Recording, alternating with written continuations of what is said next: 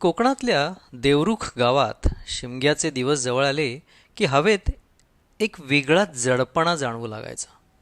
आंब्याच्या पानांची कोरडी सळसळ आणि तांबड्या जांभ्या मातीचा तो उग्र धातूसारखा गंध जाणू जणू काहीतरी अघटित घडणार आहे त्याचा इशारा द्यायचा. एकीकडे अख्खं गाव होळीसाठी लाकडं रचण्यात आणि ग्रामदेवतेची पालखी सजवण्यात उत्साहानं गुंतलेलं असायचं, तर दुसरीकडे 90 पार केलेले अनंत काका आपल्या पडवीत शांतपणे बसून अडकीत त्यानं सुपाऱ्या कातरत असायचे. कात्र्याचा तो खाटखाट आवाज संथपणे चालू असायचा. कातड्यासारखी रापलेली त्वचा आणि अनेक पौर्णिमा पाहिलेले त्यांचे ते अनुभवी डोळे, त्यांना जुन्या रीतिरिवाजांची चांगलीच माहिती होती. पण त्याहूनही महत्त्वाचं म्हणजे जेव्हा शिमग्याचे ढोल वाजू लागतात तेव्हा अंधारात काय जागं होतं हे त्यांना पक्क ठाऊक होतं. शिमग्याला अवघे 3 दिवस उरलेले असताना या गूढ गोष्टीला सुरुवात झाली बरं का. गावाची वेस, जिथे गावची भूतं खेतं अडवून ठेवली जातात असं मानतात, तिथे एरवी सुरक्षित वाटायचं.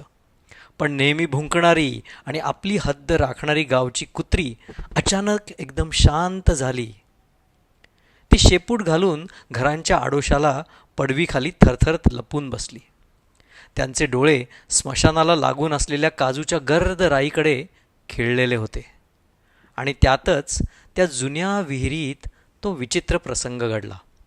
संजय नावाचा एक तरुण शेतकरी सूर्यास्त होताच विहिरीवरची मोटर चालू करायला गेला. तो विहिरीच्या जवळ पोचला आणि अचानक तिथलं तापमान कमालीचं घसरलं. कोकणच्या त्या उकाड्यात सुद्धा त्याच्या तोंडातून थंडीमुळे वाफा निघू लागल्या. कोरड्या दगडी विहिरीच्या आतून पाण्याचा आवाज येण्याऐवजी काहीतरी ओलं आणि चिखलासारखं आपटल्याचा आवाज आला.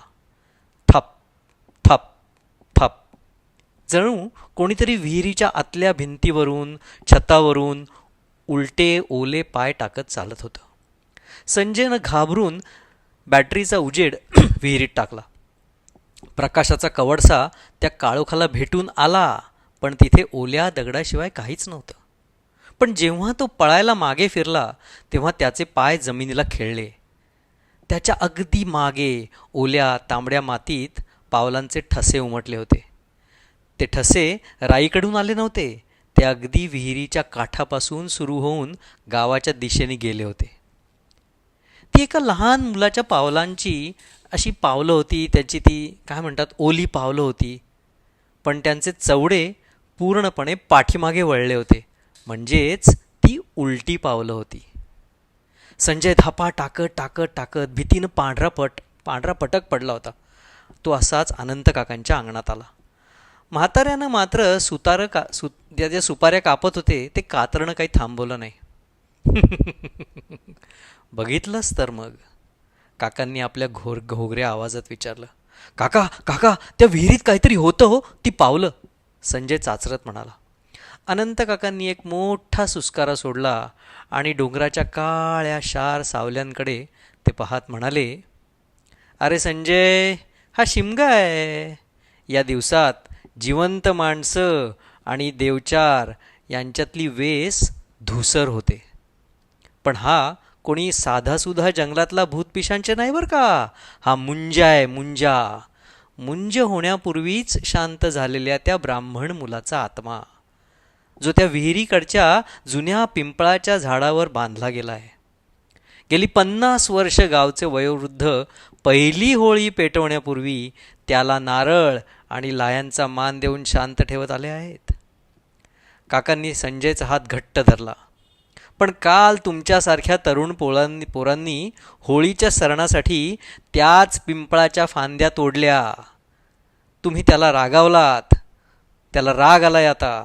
त्यानं आपलं झाड सोडलंय आणि आता तो गावात राहण्यासाठी घर शोधतोय. त्याला राग आलाय तुमच्या या वागण्यामुळे. शिमग्याची मुख्य रात्र आज उजाडली. गावचा चव्हाटा रंग, उधळण आणि ढोल ताशांच्या कांठाळ्या बसवणाऱ्या आवाजानं दुमदुमून गेला होता. देवीची पालखी उचलली गेली. मानकरी नाचत डोलत देवीची ऊर्जा अंगात खेळवत होते. पण अनंत काका गर्दीच्या एका कोपऱ्यात उभे राहून अंधाराचा कानोसा घेत होते. कोकणातल्या भूतांचे नियम त्यांना चांगलेच माहिती होते. आमंत्रणाशिवाय ती कधीही घरचा उंबरा ओलांडत नाहीत, पण शिमग्याच्या या धुंदीत आणि गोंधळात या सीमा पुसट होतात. अचानक चव्हाटा उजळून टाकणारे सगळे मशाल आणि दिवे एकाच वेळी विझले.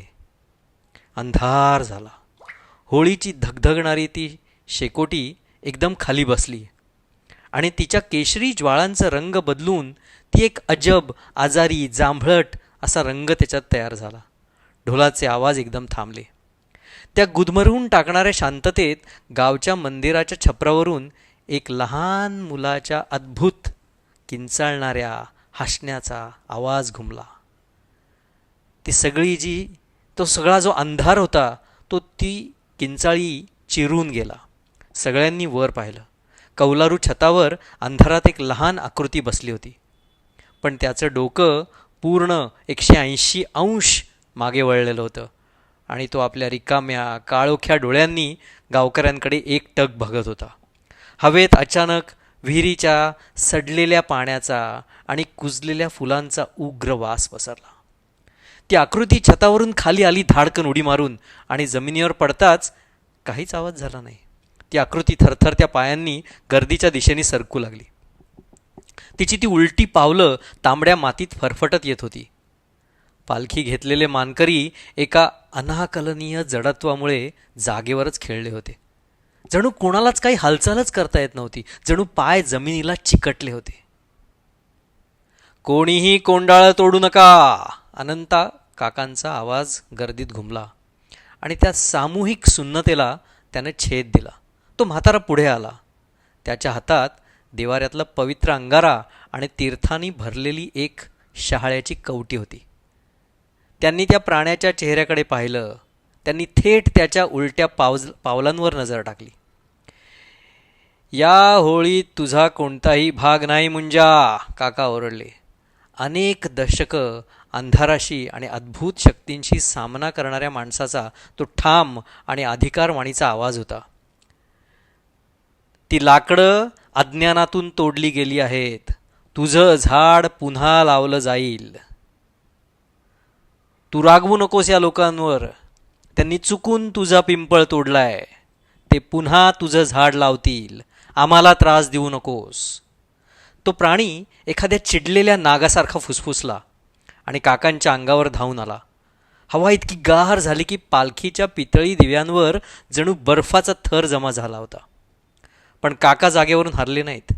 ती सावली जशी त्यांच्या हाताच्या अंतरावर आली, काकांनी ते पवित्र अंगारा हवेत, तो जो अंगारा त्यांच्या हातात होता तो अंगारा त्यांनी हवेत फेकला आणि आपली काठी तांबड्या मातीत जोरात आपटली. धप्पकन काठी जमिनीवर जशी आदळली, एक उष्णतेची लहर चहूबाजूला पसरली. हवेत उडालेला तो अंगारा वाऱ्याने गोल गोल फिरू लागला आणि त्याने त्या प्राण्याभोवती एक पांढरा शुभ्र भोवरा तयार केला. एक कांठळ्या बसवणारी धातूसारखी किंचाळी फोडत ती सावली हिंसकपणे मागे खेचली गेली आणि धुरासारखी विरघळत गावापासून दूर त्या जुन्या पडक्या विहिरीच्या दिशेने निघून गेली. दुसऱ्या दिवशीची सकाळ. मशाली पुन्हा पेटल्या. होलीच्या ज्वाळा आभाळाला भिडू लागल्या. ठिणग्या ताऱ्यांकडे झेपावल्या. उत्सव पुढे सुरू राहिला. मग गाणी जरा शांत झाली आणि ढोलाचे आवाज अधिकच आदराचे झाले. दुसऱ्या दिवशी सकाळी पुन्हा शांतता पसरली होती. तांबड्या मातीत कुठेही उलटी पावलं दिसत नव्हती. पण गावच्या वेशीवर त्या जुन्या विहिरी शेजारी संजयला अनंत काका बसलेले दिसले. ते पिंपळाच्या एका लहान रोपट्याभोवतीची जी माती होती ती तांबडी माती हळुवारपणे दाबून नीट करत होते. काका हळूच पुटपुटले. आता तो शांत झोपेल पुढच्या शिमग्यापर्यंत. लक्षात ठेव संजय, कोकणात जमीन कधीच आपली नसते. आपल्या पूर्वी जे इथे होते त्यांच्यासोबत आपण ती फक्त वाटून घ्यायची असते.